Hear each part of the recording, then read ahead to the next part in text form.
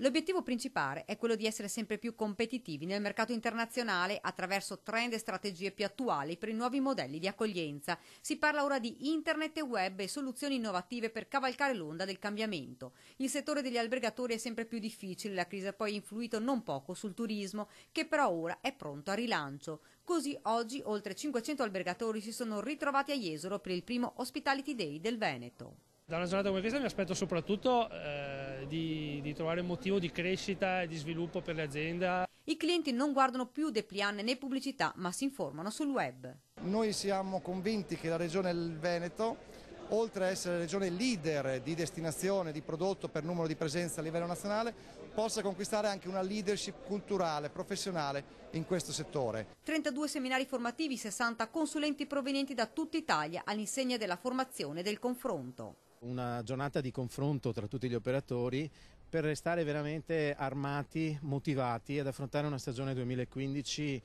con il segno positivo anche su quella dell'anno scorso. I segnali ci sono tutti, c'è grande fermento, grande entusiasmo, io credo che tutto stia funzionando al meglio. Fra 2 settimane gli albergatori delle coste veneziane riapriranno i battenti e la speranza è quella di vedere i turisti, tempo permettendo, anche nel pre e nel post stagionale, spiega Schiavon, per scoprire una Jesolo che non vive solo nei mesi estivi.